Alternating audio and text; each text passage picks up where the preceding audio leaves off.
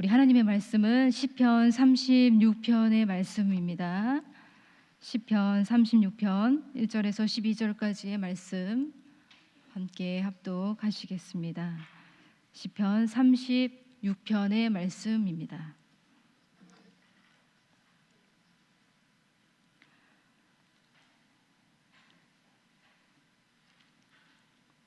시작. 악인의 죄가 그의 마음속으로 이르기를 그의 눈에는 하나님을 두려워하는 빛이 없다 하니 그가 스스로 자랑하기를 자기의 죄악은 드러나지 아니하고 미워함을 받지도 아니하리라 함이로다. 그의 입에서 나오는 말은 죄악과 속임이라. 그는 지혜와 선행을 그쳤도다. 그는 그의 침상에서 죄악을 꾀하며 스스로 악한 길에 서고 악을 거절하지 아니하는도다. 여호와여, 주의 인자하심이 하늘에 있고 주의 진실하심이 공중에 사무쳤으며 주의 의는 하나님의 산들과 같고 주의 심판은 큰 바다와 같으니이다. 여호와여, 주는 사람과 짐승을 구하여 주시나이다. 하나님이여, 주의 인자하심이 어찌 그리 보배로운지요. 사람들이 주의 날개 그늘 아래에 피하나이다. 그들이 주의 집에 있는 살진 것으로 풍족할 것이라. 주께서 주의 복락의 강물을 마시게 하시리이다. 진실로 생명의 원천이 주께 있사오니 주의 빛 안에서 우리가 빛을 보리이다. 주를 아는 자들에게 주의 인자하심을 계속 베푸시며 마음이 정직한 자에게 주의 공의를 베푸소서. 교만한 자의 발이 내게 이르지 못하게 하시며 악인들의 손이 나를 쫓아내지 못하게 하소서. 악을 행하는 자들이 거기서 넘어졌으니 엎드러지고 다시 일어날 수 없으리이다. 아멘. 네, 할렐루야. 여러분은 무엇을 가지고 있고 또 무엇이 여러분 없습니까? 있다 없다라는 시리즈가 있어서 그 이야기부터 먼저 시작을 하도록 하겠습니다. 10대에는 이런 말이 있어요. 철이 없다. 20대에는 답이 없다.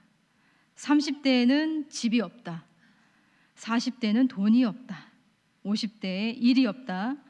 60대에는 낙이 없다. 70대에는 이가 없다. 그렇지 않으신 것 같은데 80대에는 처가 없다. 좀 슬픕니다. 90대에는 시간이 없다. 100대에는 다 필요 없다. 여러분은 무엇이 없습니까? 다 있으시죠? 그래서 있다 시리즈도 있어요. 있다. 10대 꿈이 있다. 20대는 배움이 있다. 30대에는 배우자가 있다. 40대 좀 아닌 것 같은데 술이 있다라고 합니다. 술이 있다. 50대 고민이 있다. 60대 손주가 있다. 70대 여행이 있다. 80대 이야기가 있다. 90대 해탈이 있다. 100대 경험이 있다. 여러분은 무엇이 있으십니까? 다 있으세요? 네. 아마도 10대부터 이제 100대까지 이렇게 있다 없다 시리즈를 잠깐 여러분들에게 재미있으시라고 들려드리긴 했는데요. 모든 세대들이 동일하게 가지고 있는 것이 있는데 그건 바로 두려움일 거라는 생각이 듭니다. 두려움이 없는 사람은 거의 없는 것 같아요. 현대인들이 가지고 있는 두려움 중에 가장 큰 두려움은 미래에 대한 두려움이라고 합니다. 미래. 앞으로 오게 될 미래가 가난일까봐, 그리고 실패일까봐, 배신당할까봐, 상처받을까봐, 외로울까봐, 그리고 비참하게 죽을까봐 두려워하는 마음들이 참 사람들이 많이 있다고 합니다. 이러한 두려움들을 어떻게 하면 벗어날 수 있을지 참 많은 사람들이 또 책을 통해서 소개하고 조언을 많이 해주었죠.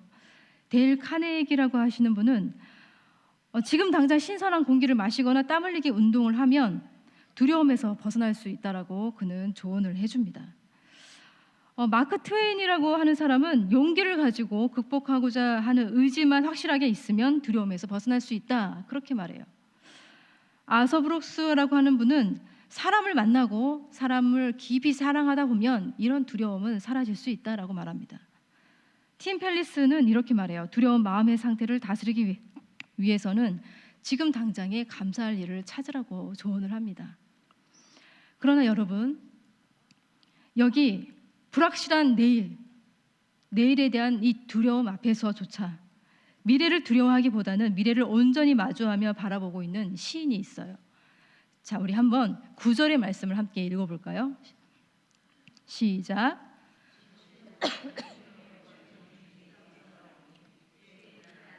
우리가 빛을 보리이다. 아멘. 자, 이 말씀의 표준 세번역을 제가 참 좋아하는데 그 말씀을 좀 읽어드릴게요. 생명의 샘이 주님께 있습니다. 우리는 주님의 빛을 받아 환히 열린 미래를 봅니다. 굉장히 좋죠. 생명의 샘이 주님께 있습니다. 우리는 주님의 빛을 받아 환히 열린 미래를 봅니다. 그냥 바라보는 미래가 아닙니다. 환히 열린 미래예요. 두려움이 끼어들 틈이 없는 그런 미래입니다. 그 미래에는 이미 주님의 빛으로 가득해서 불안도, 불확실함도, 또 상처와 외로움과 비참함도, 그 어떠한 것도 끼어들 틈이 없는 너무나도 완벽한 그 미래를 시인이 보고 있어요. 알 수 없는 어떤 힘에 의해서 닫혀진 그런 미래가 아니라 주님에 의해서 환히 열린, 활짝 열려진 그 미래를 시인은 바라보고 있습니다. 우리도 그 미래를 바라보고 싶지 않습니까? 맛보고 싶지 않습니까? 우리가 그 미래를 맛보기 위해서 시인의 기도에 함께 들어가 보려고 합니다. 미래에 대해서 힘차게 고백한 이 다윗의 시, 그러나 의아하게도 이 시인의 기도는 먼저 악인에 대한 이야기로 시작을 하고 있어요. 그의 시는 환하게 밝게 시작하지 않고 있습니다. 자세히 구조를 살펴보면 악인에 대한 이야기로부터 시작해서 악인에 대한 이야기로 맞춰지고 있습니다. 그리고 11절의 말씀을 보십시오. 교만한 자들의 발이 내게 이르지 못하게 하시며 악인들의 손이 나를 쫓아내지 못하게 하소서라고 하는 이 기도를 보면 그의 처지가 그렇게 좋은 상황은 아니라는 것을 우리는 짐작할 수 있습니다. 그는 악인들에게 둘러싸여 있어요. 그들의 발과 손이 자신을 해칠 수 있는 그 근접거리까지 미치고 있고 그들로 인해서 쫓겨날 처지가 될 수도 있어서 주님께 간절히 이렇게 기도를 드리고 있습니다. 그의 미래가 보이기는커녕 오히려 미래가 보이지 않아 보입니다. 그런데 어떻게 그는 주님의 빛으로 환히 열린 미래를 노래하고 있을까요? 그의 이야기를 한 번 더 깊이 들여다보도록 하겠습니다. 우리 1절의 말씀을 함께 읽어볼게요. 시작. 악인의 죄가 그의 마음속으로 이르기를 그의 눈에는 하나님을 두려워하는 빛이 없다 하니. 네, 조금 이상하고도 굉장히 독특한 표현입니다. 말하는 주체가 악인이 아닙니다. 악인의 죄가 그의 마음속에 이르기를 이렇게 되어 있어요. 여러분, 죄가 말하는 존재로 인격화되어 있어요. 마치 먹이를 노리는 맹수처럼 이 시인의 마음속에 깊이 파고들어서 악마의 신탁을 전하는 이미지로 죄를 묘사하고 있습니다.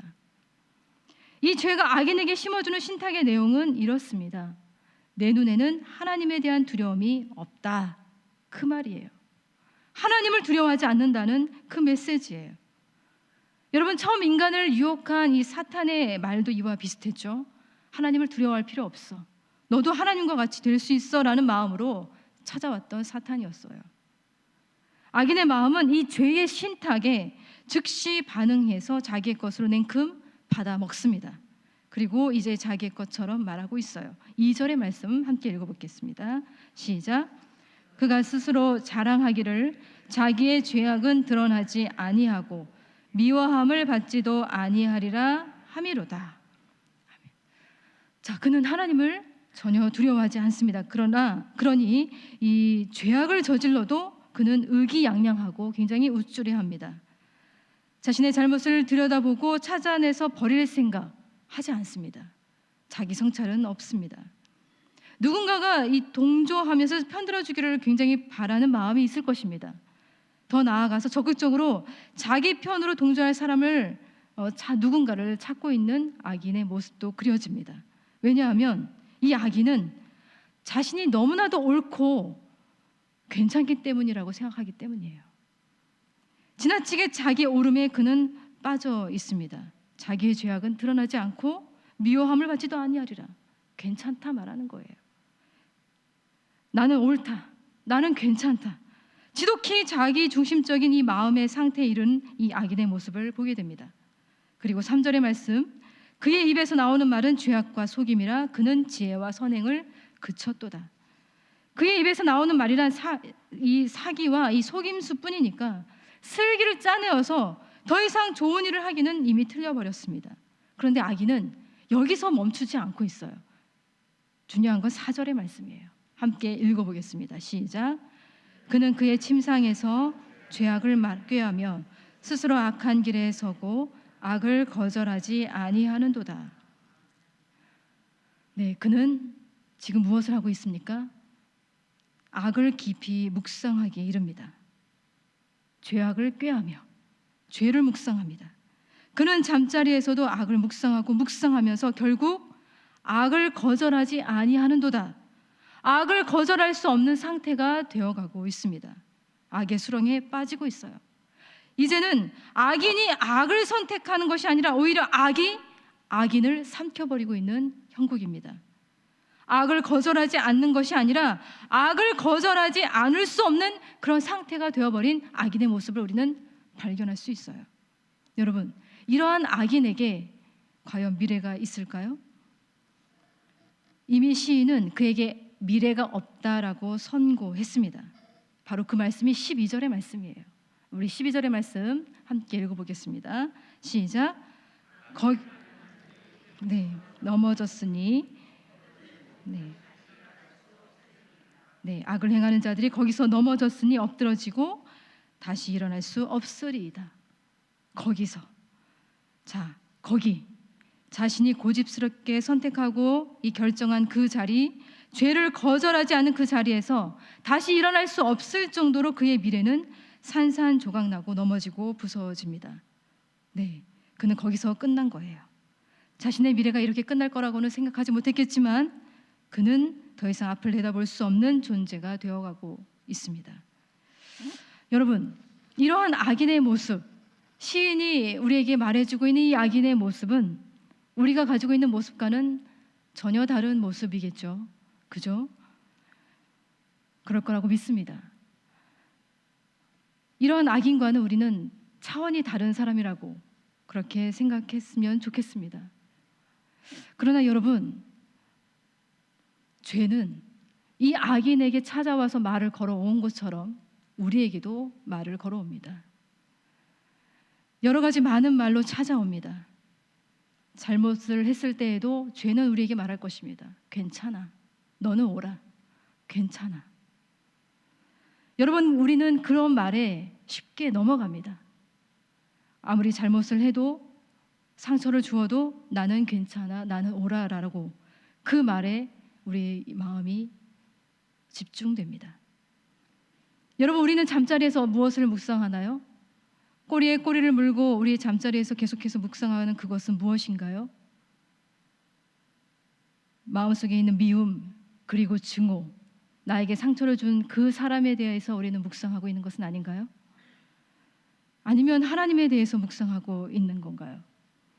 만약에 우리가 이 악인처럼 죄의 말에 귀를 기울이고 그것에 집중하고 빠져 있다면 12절의 말씀처럼 거기서 넘어졌으니 다시 일어날 수 없으리이다. 우리 또한 넘어질 수 있습니다. 우리 또한 미래가 보이지 않을 수 있다는 거예요. 그러나 우리는 그리스도인이죠. 우리는 죄가 아니라, 악이 아니라 하나님이 예수 그리스도를 통해서 행하신 말씀과 하신 일들을 깊이 묵상하는 자들이에요. 성령님이 행하신 일들을 깊이 묵상하는 자들입니다.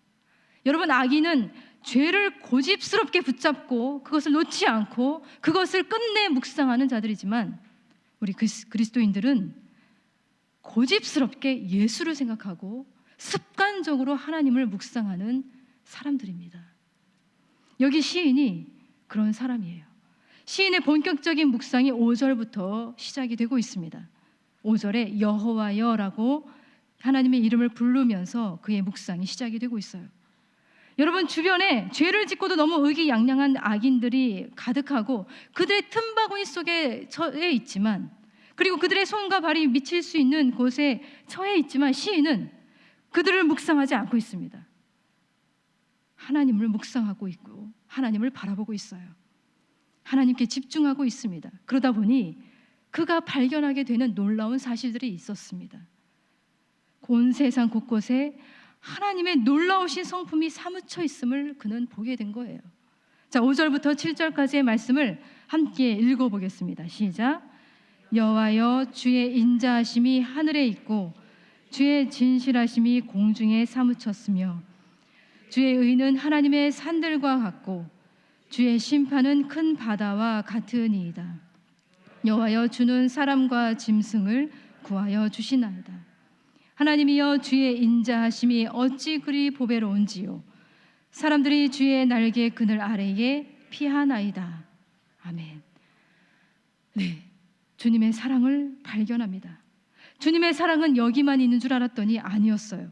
끝도 없이 펼쳐진 하늘에도 주님의 한결같은 사랑이 사무쳐 있고, 하늘과 하늘 사이에 주님의 미쁘신 손길이 뻗쳐져 있고, 우람한 이 산줄기 가운데서도 주님의 의로우심이 보이고, 깊고 깊은 심연 속에도 주님의 공평하심이 찬란하게 펼쳐져 있음을 시인은 발견했습니다.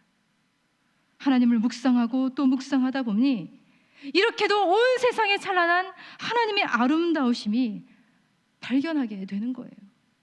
그는 너무나도 신기해합니다. 여러분, 우리는 경험상 알고 있는 사실이 있습니다. 우리도 죄를 묵상하는 순간들이 있잖아요. 죄를 묵상하면 묵상할수록 이렇게 세상을 바라보는 시선이 한없이 좁아지고 좁아져서 결국 자기 자신밖에 보이지 않는데, 자기만 옳고 자기 틀에만 갇혀 있는데, 반대로 하나님을 묵상하고 묵상을 하다 보면 우리의 시선이 한없이 넓어지고 넓어져서 자기에게서 벗어나 하늘이 보이고 산들이 보이고 바다가 보이고 온 만물이 시야에 들어오게 된다는 것을 우리는 발견하게 됩니다. 저기에도 하나님의 흔적이 보이고 여기에도 하나님의 흔적이 보이고, 하나님은 나만의 하나님이신 줄 알았는데 그게 아니라 이 사람에게도 하나님이 계셨고 저 사람에게도 하나님이 계셨다는 사실을 알게 되는 거예요. 심지어 하나님은 사람만이 아니라 짐승, 그리고 모든 만물에까지 그분의 손길이 뻗치지 않은 곳이 없고 그분의 사랑이 끼치지 못한 곳이 없음을 우리가 하나님을 묵상하고 묵상하다 보면 발견하게 된다는 거예요. 그래서 시인은 감탄하게 됩니다. 하나님이여, 주의 인자하심이 어찌 그리 보배로운지요. 주님의 인자하심이 어찌 그리 보배로운지요. 그는 감탄합니다. 죄를 묵상하면 묵상할수록 생명에 대한 끊임없는 부정으로 속이 골마가면서 몸과 마음도 영혼도 무너지지만, 하나님을 묵상하면 묵상할수록 생명에 대한 무한한 긍정이 내 안에서 폭발하고 있음을 경험하게 됩니다. 죄책감과 절망과 이 낭패와 상처가 우리 안에 다가오지만 그럼에도 불구하고 무한히 피어오르는 이 생명에 대한 충만한 긍정이 우리 안에서 샘솟듯 일어나게 되는 것을 우리는 경험할 수 있습니다. 하늘에 공중에 사무친 하나님의 사랑, 결국 우리의 세상을 한없이 좁게 하는 것은 죄고 우리의 세상을 한없이 넓게 하는 것은 바로 우리 주님이심을 우리는 선포하게 되는 것이죠. 여러분, 우리의 미래가 보이지 않습니까? 답답합니까? 그렇다면 우리의 미래를 찬란하게 열어주시고 우리의 시선을 넓혀주시는 우리 주님을 묵상하시길 바랍니다. 주님을 묵상하고 묵상하다 보면 우리 인생에 어떠한 미래가 다가오게 될지를 알게 됩니다. 시인이 고백하고 있어요. 하나님의 그 놀라우신 사랑, 그 광활한 사랑을 발견하게 된다면 많은 사람들은 그분의 그늘 아래에 숨어 사는 것이 얼마나 큰 행복인지를 발견하게 됩니다. 그래서 이렇게 말하고 있죠. 사람들이 주의 날개 그늘 아래에 피하나이다. 그리고 그 날개 아래에서 사람들은 깨닫게 됩니다. 인생이 그토록 얻고자 하는 그 진짜 복이 어디서부터 흘러나오는지를 발견하게 된다는 것이죠. 우리 8절의 말씀을 함께 읽어보겠습니다. 시작. 그들이 주의 집에 있는 살진 것으로 풍족할 것이라. 주께서 주의 복락의 강물을 마시게 하시리이다. 아멘. 복락의 강물, 그리고 주님의 집에 있는 살진 것으로. 이 단어들이 굉장히 생소하지만 또 굉장히 의미 있게 다가왔습니다.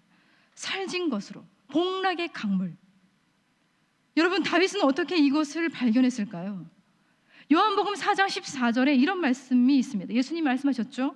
내가 주는 물을 마시는 자는 영원히 목마르지 아니하리니 내가 주는 물은 그 속에서 영생하도록 솟아나는 샘물이 되리라. 복락의 강물이 여기에 있습니다.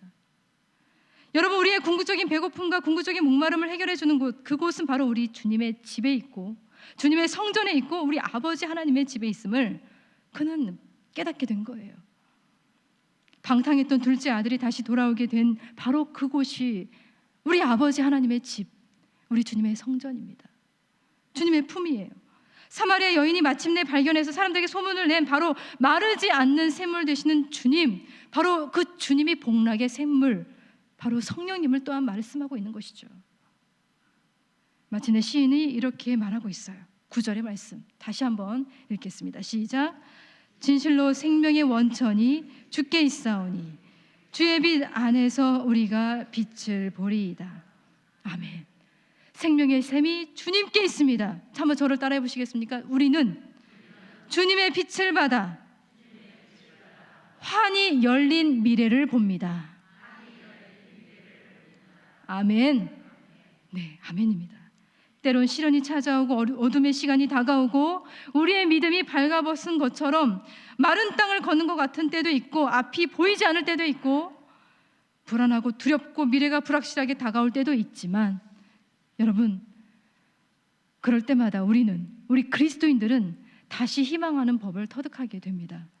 그 방법은 멀리 있는 것이 아니라 바로 이렇게 주님을 묵상하는 것이고 주님의 집에 있는 것으로 우리의 영혼을 가득 채우도록 주님의 집을 부지런히 찾고 복락의 강물, 마르지 않은 샘물 되시는 주님을 마시면서 생명의 샘이신 성령님으로 다시 충만하게 채워지는 그 길이 바로 우리의 희망을 다시 채우는 길임을 우리는 깨달아야 합니다. 왜 우리에게 미래가 보이지 않을까요? 그리스도인들이 왜 다가오지도 않은 그 미래를 미리 겁내면서 두려워하면서 왜 불안해하고 있을까요? 바로 곁에 계신 주님을 묵상하지 않기 때문이에요. 이유는 너무나도 단순합니다. 하나님을 바라보지 않기 때문에 미래가 보이지 않는 거예요. 우리의 미래는 부활의 주님과 함께하는 미래입니다. 주님이 말씀하셨습니다. 내가 살았으니 너희도 살 것이다. 우리의 앞에는 참된 생명이 있습니다. 여러분, 미래의 모든 것을 완벽하게 준비한 사람일지라도 그 사람의 인생에 하나님이 없다면 틈은 생길 수밖에 없고 그 틈 사이로 그의 미래는 산산조각 날 수도 있습니다. 그러나 많은 것을 완벽하게 준비하지 못한 사람일지라도 우리의 인생에 비치신 주님으로 가득 차 있다면 그 미래는 주님이 열어놓으신 미래이고 주님이 새롭게 창조하시는 미래가 될 줄로 믿습니다.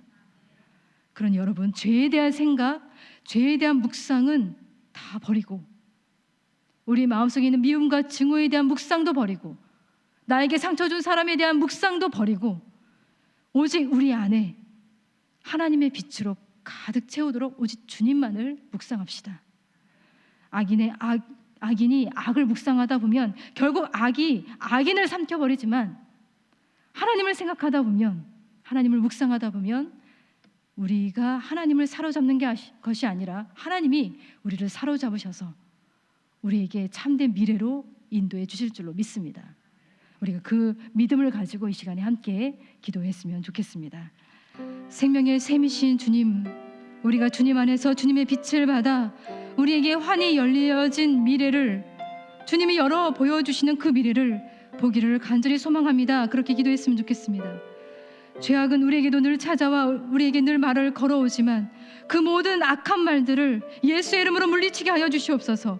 죄악을 묵상하는 것이 아니라 오직 주님을 묵상하고 주님의 말씀을 묵상하고 온 세상에 펼쳐져 있는 주님의 사랑과 은혜를 믿음의 눈으로 발견할 수 있게 하여 주시옵소서.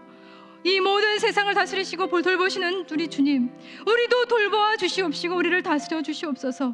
주님의 인자하심과 진실하심을 이 땅 가운데 사무치게 부어 주시옵소서. 우리가 사랑하는 사람들, 기도 대상자들에게 주님의 한결같은 사랑과 인자하심을 베풀어 주시고 그들 또한 주님의 날개 그늘 아래에 품어달라고, 주님의 안에 살진 것으로 배부르게 하여 주시고 주님의 복락의 샘물을 마시게 해달라고, 주님의 비단에서 우리에게도 환히 열린 미래를 온전히 붙잡고 나아갈 수 있게 해달라고 이 시간에 간절히 하나님 앞에 기도하도록 하겠습니다. 기도하겠습니다.